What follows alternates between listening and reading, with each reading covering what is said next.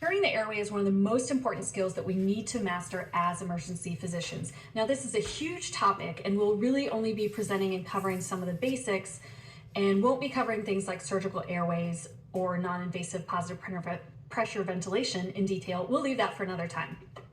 I'm Christina Shenvey. And I'm Tom Krajewski. Let's dive in. In the ED, there are several main reasons why we may intubate a patient. First, to maintain airway patency. So for example, if a patient has trauma or swelling in the neck and they're at risk of impending loss of their airway, we may need to intubate them for that. And the second reason is to assure oxygenation and ventilation. A patient who has ARDS or pneumonia may not be able to adequately oxygenate, or a patient who has decreased mental status may not be able to ventilate well. The third reason is to prevent aspiration. For example, patients who are comatose or who are coding or who have other reasons why they may not have a good gag reflex, for example, an overdose, they may be at risk of aspiration. Another reason that's less often, but sometimes is extremely important, is if you have, for example, an agitated patient after a head trauma that you need to obtain CAT scans on, but they can't cooperate and lay still for a CAT scan, then you may need to actually intubate the patient for that. Let's talk about one of the primary means of intubation in the emergency department. In fact, the most common means of intubation in the emergency department, that's rapid sequence intubation. It's actually much more popular than the slow sequence intubation that you know. Yes, well, we may talk briefly about delayed sequence intubation, There you but go. rapid sequence intubation is the sequential administration of an induction agent and then a neuromuscular blocking agent, and that affords you the highest rate of success, and that's been backed up. And then we'll sort of talk about neuromuscular blocking agents grossly as called paralytics. So sort of the steps to appropriately set up and perform rapid sequence intubation are as follows. And there's 10 of them, and I'll go through them briefly here. It's IV, O2, and monitor as a first step for most critical patients. It's a good start. Next will be assessing their airway and the possibility of it being difficult. Then prepare, plan, and communicate that plan to your team. You'll then need to start pre-oxygenating and denitrogenating the patient. And as soon as you start to think that someone may need an airway, this is a good step to take. Followed by induction with your sedative agent, then your neuromuscular blocking agent. After paralyzing the patient, you may need to give them some breaths with a bag valve mask, but only if they're hypoxic to avoid insufflating the stomach. You'll then intubate the trachea using Just like that. ET tube. It's easy. The trachea. Step 7 and 8, intubate. Yeah. Confirm that placement and then manage that patient with sedation and ventilation. In order to set up and be ready for any potential eventuality, you need quite a lot of equipment with you. And I've divided this into equipment to pre-oxygenate and monitor the patient, and then your other equipment. So to pre-oxygenate and monitor the patient, you'll need your masks, such as a non-rebreather, a bag valve mask, your nasal cannula for pre-oxygenation and apneic oxygenation, which we'll talk about, have oral and nasal airways that may help you ventilate the patient if you have to bag them, or even just for pre-oxygenation, the nasal airway. Third, you need a bag valve mask with or without a PEEP valve. Fourth, you need a pulse ox so that you can see what their oxygen saturation is. And then an end-tidal CO2 detector. This may be capnography or just the colorimetric cap that you put on top of the ET tube. Other equipment you need are suction to suck out any secretions or vomit or other blood that may be in the oropharynx, McGill forceps to remove any foreign bodies. You know, I actually was hoping I could find some McGill forceps the other day in my house. My youngest son stuck a little Lego man into a speaker, and it was narrow enough that none of my kids could get their hands in to retrieve that Lego man, and I wish I had some McGills. You didn't have the difficult airway card at home. I did not have the difficult airway card at home, which would be a little concerning if I did. Odd, yeah. And we would probably miss it in the department. Another thing you need is a bougie, which we'll explain later, some lubricant to help facilitate passing that tube, your medication box, laryngoscopes and stylets, and then your ET tubes in multiple sizes and syringes, and then rescue or backup equipment that we'll go through in detail. That was a lot of equipment, but there's a nice little mnemonic as a useful checklist that you can run through before you intubate a patient to make sure that you have everything.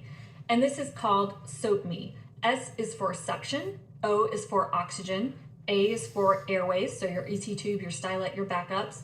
P is for positioning, M is for monitor and meds, E is for your end-tidal CO2 and other equipment. So run through that each time, because what you don't want to happen is in the middle of intubating, when the patient starts to vomit, you realize, oh, nobody has the suction hooked up, which can certainly easily happen.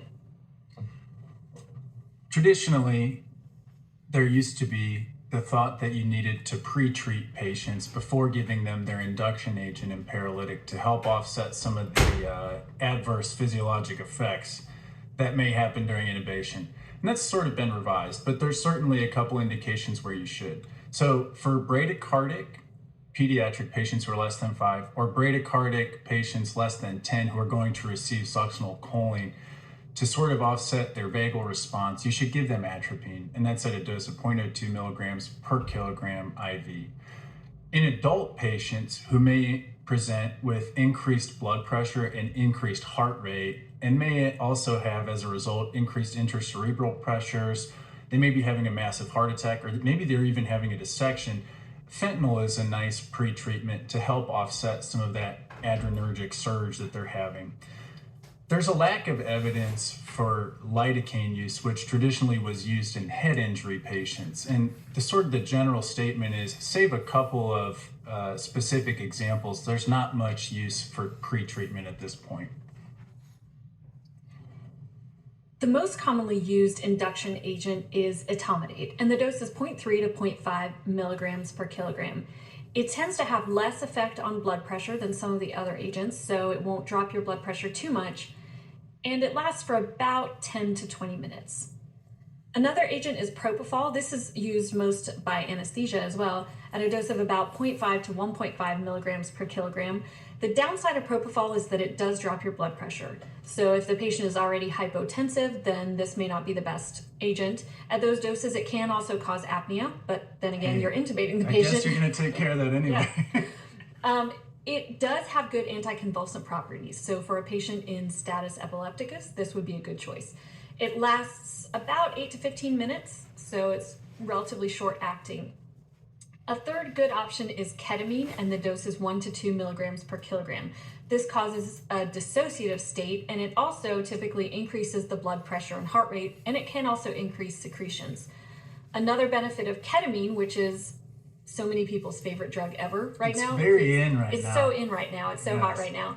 But it also causes bronchodilation. So in a patient with an asthma exacerbation, ketamine is a good option. Ketamine also has is there nothing ketamine doesn't do? Ketamine just does everything. Drug. It's the wonder drug. It has anticonvulsant properties, so it may be helpful in a patient who's in status epilepticus as well. It lasts about 10 to 20 minutes. And one myth bust that we want to continue to bust, it's been busted. It's been busted. It's been busted. But traditionally, or years ago, it was thought that ketamine increases your ICP, your intracranial pressure, so you don't want to use it in patients with head trauma or elevated ICP. That is not true. That myth has gone the way of the dodo, hopefully, but there's still, people may not all be aware of it. It's a fun conversation to have with the trauma surgeon. It is. Yes. Sometimes it is, yes. It's hard to get rid of dogma. Yes.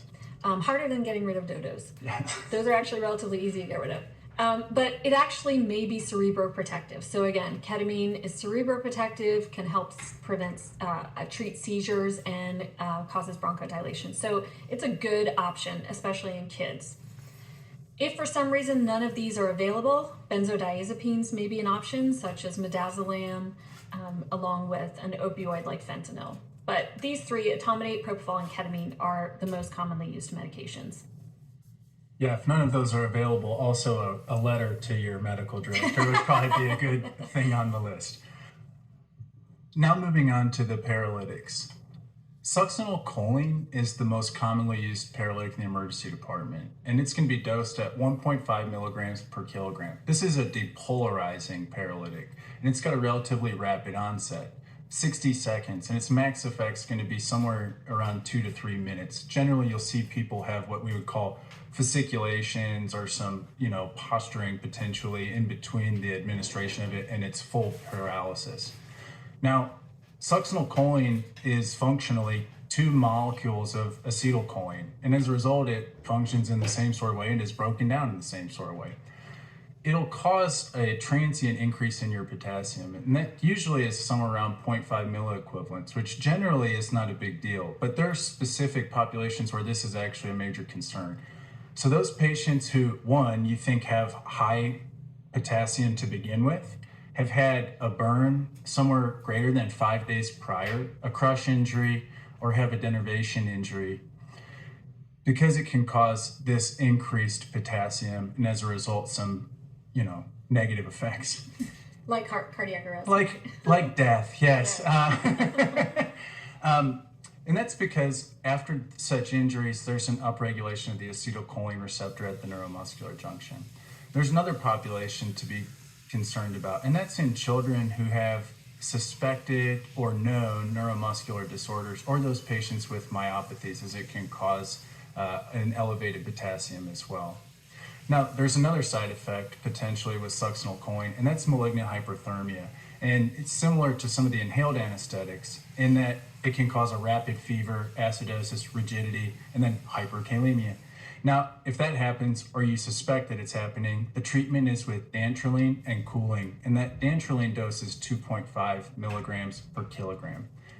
Another interesting small group of patients are those that have had recent cocaine use, because it's broken down by the same plasma cholinesterase that breaks down acetylcholine and succinylcholine. As a result, they're going to have a prolonged paralytic effect with succinylcholine. And so be a little bit more cautious with this drug in patients that you know have been using cocaine.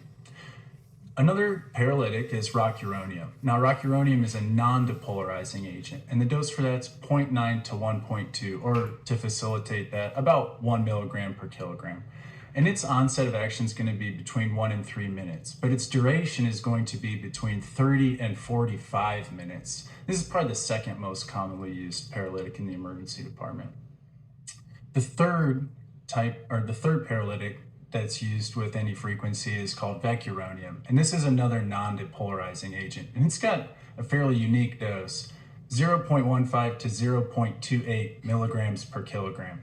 And its onset of action is going to be between 2 and 4 minutes, but the duration is going to be between 40 and 120 minutes. So you're really sort of setting yourself up for a long paralysis if you give somebody vecuronium. Now, fortunately, there's a reversal agent that's come out and is now approved in the United States called Shigamidex.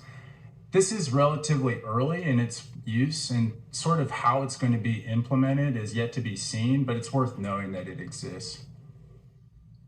There are some exceptions to patients in whom you would want to do RSI. This will work great for most patients, but for example, patients who are coding or have a very low GCS with no gag reflex, you may actually not require any medications, and you can just intubate them without any other meds. You may also want to consider avoiding paralytics in patients who have an anticipated difficult airway from something like angioedema, or that you think may be difficult to bag valve mask. And you could use other options like an awake intubation or ketamine-only induction.